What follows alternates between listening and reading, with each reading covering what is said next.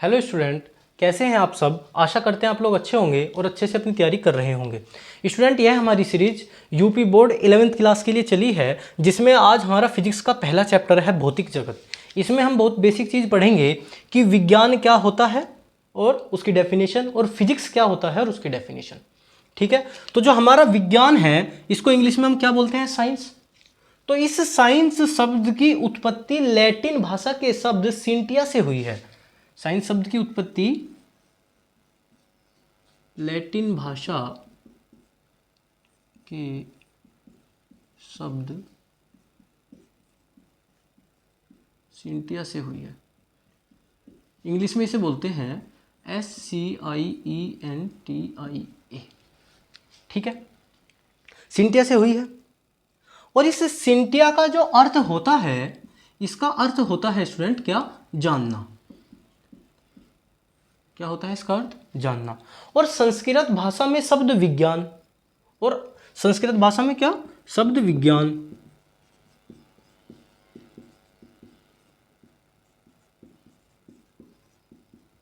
और अरबी भाषा में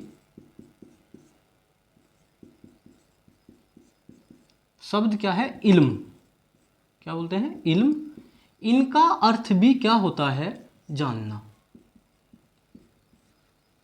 ठीक, जानने का मतलब है ज्ञान प्राप्त करना।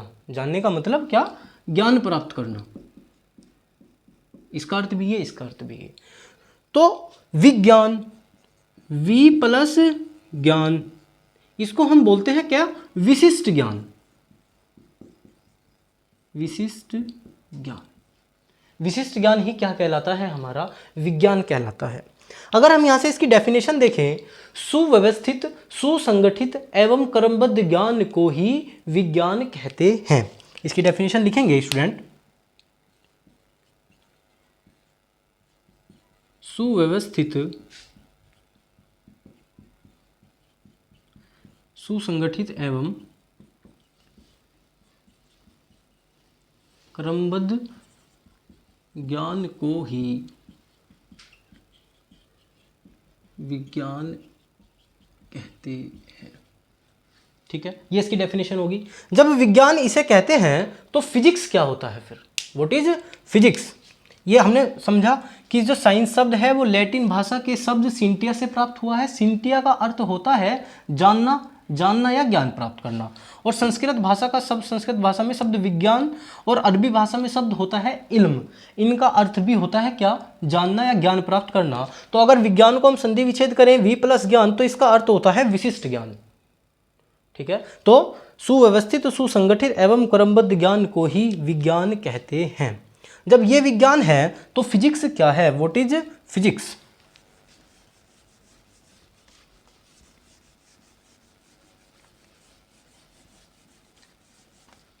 अब हम बात करते हैं फिजिक्स की। फिजिक्स क्या है?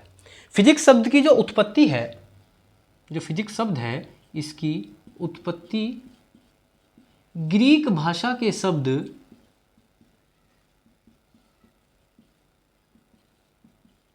किससे हुई है? ग्रीक भाषा का क्या शब्द था? फ्यूसियस। फ्यूसिस।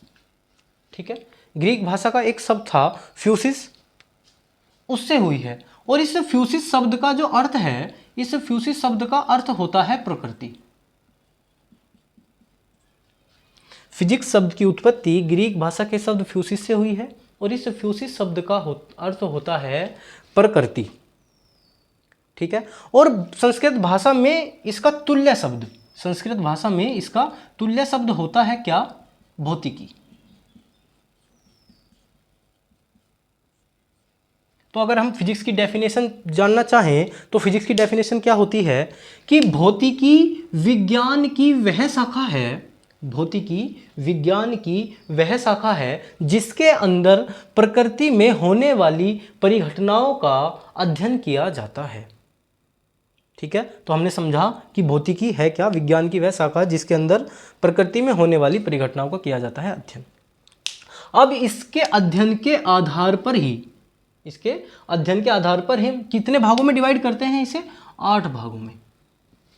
इसके अध्ययन के आधार पर भौतिकी के अध्ययन के लिए हम इसे कितने भागों में बांटते हैं? 8 भागों में हम इसे बांट देते हैं। वे कौन से होते हैं 8 भाग?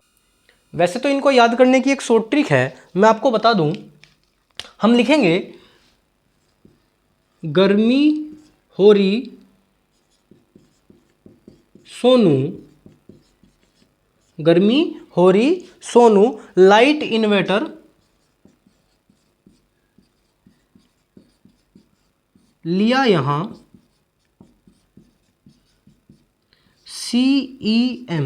CEM आएगा। ये इसको याद करने की एक शॉर्ट ट्रिक है। गर्मी हो रही सोनू, लाइट इन्वर्टर लिया यहां CM आएगा। देखो गर्मी H, हो रही गर्मी नहीं, गर्मी G, हो रही H, Sonu S, light L, inverter E और CM C, E से E, M से M। ठीक है, तो 1 2 3 4 5 6 7 8, ये 8 भाग हो गए इसके। तो होता क्या है देखो, अगर हम इस पूरे को देखें, जी से क्या हो जाएगा? जर्नल फिजिक्स, आधुनिक भौतिकी।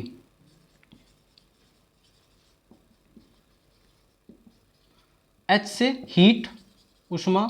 S से साउंड, ध्वनि। L से लाइट, प्रकाश। E से इलेक्ट्रोस्टैटिक, स्थिर वैद्युत।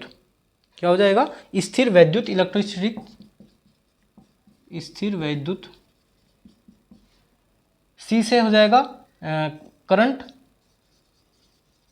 इलेक्ट्रिसिटी, वैद्युत धारा। E से हो जाएगा इलेक्ट्रोमैग्नेटिज्म, वैद्युत चुंबक। और M से हो जाएगा मॉडर्न फिजिक्स।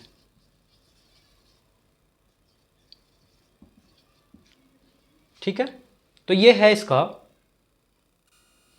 इसको याद करने की शॉर्ट ट्रिक। गर्मी हो रही सोनू, लाइट इन्वर्टर लिया यहां CM आएगा। G से जनरल फिजिक्स, सामान्य भौतिकी जिसे हम बोलते हैं। H से हीट, उष्मा। S से साउंड, ध्वनि। L से लाइट। E से स्थिर वैद्युतिक और C से हो जाएगा करंट, वैद्युत धारा। E से हो जाएगा वैद्युत चुंबक और M से हो जाएगा मॉडर्न फिजिक्स।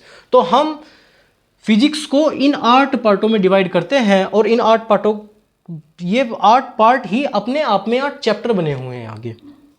ठीक है, तो भौतिकी के अध्ययन के लिए इन्हें निम्न भागों में बांटा गया है। तो ये 8 भाग हैं, पहला, दूसरा, तीसरा, चौथा, पांचवा, छठा, सातवां, आठवां, ये 8 भाग हैं। ठीक है, तो आज की वीडियो में इतना ही। आगे की वीडियो में हम पढ़ेंगे जो प्रकृति में पाए जाने वाले प्रदत्त मूल बल हैं, गुरुत्वाकर्षण बल, विद्युत चुंबकीय बल, दुर्बल नाभिकीय बल और प्रबल नाभिकीय बल, और इनके कुछ कॉन्सेप्ट हैं, रेखीय आवेग संरक्षण का नियम, संवेग संरक्षण का नियम, ऊर्जा संरक्षण का नियम। तो इससे आगे आने वाली वीडियो में हम वो पढ़ेंगे। आज की वीडियो में इतना ही, धन्यवाद।